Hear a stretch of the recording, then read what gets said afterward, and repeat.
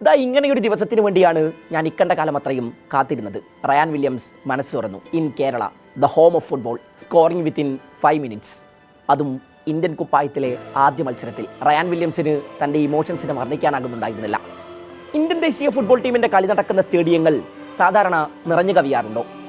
140 കോടി മനുഷ്യർ ജീവിക്കുന്ന രാജ്യത്ത് ദേശീയ ടീമിൻ്റെ മത്സരങ്ങൾ നടക്കുമ്പോൾ പലപ്പോഴും ആളും ആരവങ്ങളുമില്ലാത്ത ഗ്യാലറികളാണ് താരങ്ങളെ വരവേൽക്കാറ്.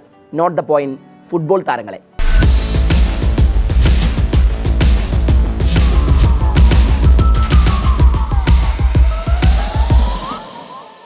കൊച്ചിയിലെ അറ്റ്മോസ്ഫിയർ തനിക്കും ടീമിനും നൽകിയ ഊർജ്ജത്തെക്കുറിച്ച് കളിക്ക് ശേഷം വാചാലനാകുന്നുണ്ട് റിയാൻ. രാജ്യത്തിൻ്റെ കളികൾ അരങ്ങേറുമ്പോൾ ഇതുപോലുള്ള അന്തരീക്ഷത്തിനായി നമ്മൾ കൊതിക്കും. കളത്തിൽ നമുക്കത് ഇരട്ടി ഊർജ്ജം നൽകും. കൊച്ചിയിലെത്തിയ മുഴുവൻ ആരാധകർക്കും നന്ദി, റിയാൻ പറഞ്ഞു നിർത്തി. 22,690 മനുഷ്യരാണ് ഇന്നലെ കലൂർ ജവഹർലാൽ നെഹ്റു സ്റ്റേഡിയത്തിൻ്റെ ഗാലറിയിൽ ഇന്ത്യയുടെ മത്സരം കാണാനെത്തിയത്. ഏഷ്യൻ കപ്പിന് യോഗ്യത നേടില്ലെന്ന് ഉറപ്പായിട്ടും ഇന്ത്യയെ പിന്തുണക്കാനെത്തിയ ഈ മനുഷ്യരുണ്ടല്ലോ, അവർ ഫുട്ബോളിനെ ഭ്രാന്തമായി പ്രണയിക്കുന്നവരാണ്. രാജ്യത്ത് ഫുട്ബോൾ വളരണം എന്ന് ഉള്ളുകൊണ്ട് ആഗ്രഹിക്കുന്നവരാണ്. രാജ്യം ലോകവേദികളിൽ പന്ത് തട്ടുന്ന ആ ദിവസത്തിനായി കാത്തിരിക്കുന്നവരാണ്. ഈ മോഹവും ആഗ്രഹവുമൊക്കെ അധികാരവർഗത്തിന് കൂടെ ഉണ്ടാകുന്നത് എന്നാണ് അറിയില്ല. കൊച്ചിയിൽ കളി തുടങ്ങുന്നതിന് മണിക്കൂറുകൾക്ക് മുമ്പേ നിലക്കാതെ ആരവങ്ങൾ മുഴങ്ങി തുടങ്ങിയിട്ടുണ്ട്. കളി തുടങ്ങി 4-ാം മിനിറ്റിൽ ഇന്ത്യ നിറയൊടിച്ചു. റൈറ്റ് ഫ്ലാങ്കിൽ അഭിഷേക് സിംഗിൻ്റെ പാസ് സ്വീകരിച്ച ശേഷം മൻവീർ സിംഗിൻ്റെ ഒരു ബ്രില്യൻ റൺ. മൈതാന മധ്യത്ത് നിന്ന് റിയാൻ വില്യംസ് ഹോങ്കോങ് ഗോൾ മുഖത്തേക്ക് അപ്പോൾ കുതിച്ചു തുടങ്ങിയിട്ടുണ്ട്. അയാളെ മാർക്ക് ചെയ്യാൻ ഡിഫൻഡർമാർ ആരും ആ സമയത്ത് കൂടെ ഉണ്ടായിരുന്നില്ല. പന്തുമായി ബോക്സിലേക്ക് കടന്നതും മൻവീർ അതിനെ വില്യംസിന് തിരിച്ചു. വില്യംസ് പിഴവുകളില്ലാതെ പന്തിനെ വലയിലാക്കുന്നു.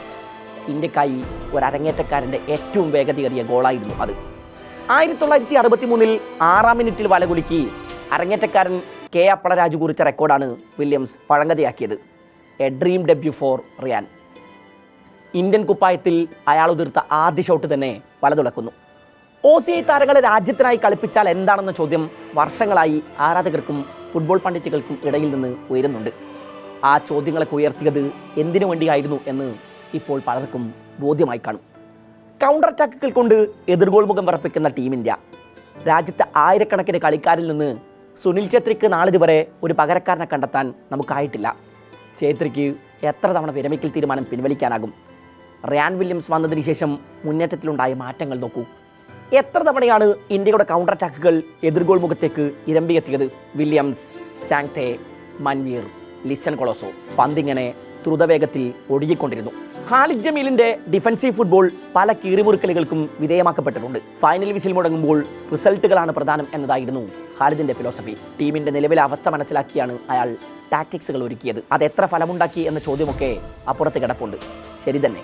എന്നാൽ ഏറെക്കാലത്തിന് ശേഷം ഉള്ളു നിറച്ചൊരു മത്സരം ഖാലിദ് ജമീൽ കൊച്ചിയിൽ ആരാധകർക്ക് സമ്മാനിക്കുന്നു എന്ന് തന്നെ പറയണം. 7 മാസത്തിന് ശേഷം ഇന്ത്യൻ ഫുട്ബോൾ ടീം ഒരു ജയം കുറിക്കുന്നു.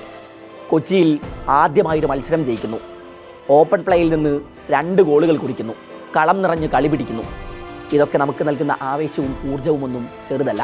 റിയാൻ വില്യംസിൻ്റെ വരവ് ഇന്ത്യൻ ഫുട്ബോളിൽ ഒരുപക്ഷെ റവല്യൂഷൻ ആയേക്കാം. ഇനിയും എത്രയോ പ്രതിഭകൾ വിദേശ രാജ്യങ്ങളിലുണ്ട്. അവരെയൊക്കെ രാജ്യത്തിൻ്റെ ജേഴ്സിയിൽ ഒരിക്കൽ കാണുമെന്ന് ഉറച്ചു വിശ്വസിക്കുന്നുണ്ട് ആരാധകർ. ഇപ്പോൾ ഓസ്ട്രേലിയയിലെ പെർത്തിൽ ജനിച്ച റിയാൻ്റെ തായ്വേരുകൾ കിടക്കുന്നത് ഇന്ത്യയിലാണ്. മുംബൈയിലെ ഒരു ആംഗ്ലോ ഇന്ത്യൻ ഫാമിലിയിലാണ് റിയാൻ്റെ മാതാവ് ആർദ്ര ജനിക്കുന്നത്. ഇംഗ്ലീഷ് ക്ലബ്ബായ പോർട്സ്മൗത്തിൻ്റെ യൂത്ത് സിസ്റ്റത്തിലൂടെയാണ് റിയാൻ തൻ്റെ ഫുട്ബോൾ സഞ്ചാരങ്ങൾ ആരംഭിക്കുന്നത്. 2011 പോർട്സ്മൗത്ത് സീനിയർ ടീമിലേക്ക്, 2012 ഫുൾഹാമിലെത്തുന്നു. ഫുൾഹാമിലായിരിക്കെ ഗില്ലിങ്ങാമിലേക്കും ഓക്സ്ഫോർഡ് യുണൈറ്റഡിലേക്കും ബേൺസ്ലിയിലേക്കുമൊക്കെയുള്ള ലോൺ മൂവുകൾ. 2022 വരെ ഇംഗ്ലീഷ് മണ്ണിൽ വിവിധ ഡിവിഷനുകളിലായി കളിച്ചിട്ടുണ്ട് റിയാൻ. ഓസ്ട്രേലിയയുടെ അണ്ടർ 20-23 ടീമുകൾക്കായി കളത്തിലിറങ്ങിയിട്ടുള്ള താരം 2019 സൗത്ത് കൊറിയയ്ക്കെതിരായ ഒരു സൗഹൃദ മത്സരത്തിൽ ഓസ്ട്രേലിയൻ സീനിയർ ടീമിനായും അരങ്ങേറ്റം കുറിച്ചു. 2023 ബംഗളൂരു FC റിയാനെ സൈൻ ചെയ്യുന്നത്. നിലവിൽ ബംഗളൂരുവിൻ്റെ താരമായ റിയാൻ 43 മത്സരങ്ങളിൽ നിന്ന് ടീമിനായി 13 തവണ വലകുലുക്കി കഴിഞ്ഞു. ഇന്ത്യൻ ഫുട്ബോൾ ടീമിൻ്റെ 10-ാം നമ്പർ ജേഴ്സി അണിഞ്ഞ് ഇന്നലെ കൊച്ചിയിൽ കളത്തിലിറങ്ങുമ്പോൾ റിയാൻ്റെ കരിയറിൽ പുതിയൊരു അധ്യായം എഴുതി ചേർക്കപ്പെടുകയായിരുന്നു. ഒപ്പം ഇന്ത്യൻ ഫുട്ബോളിലും.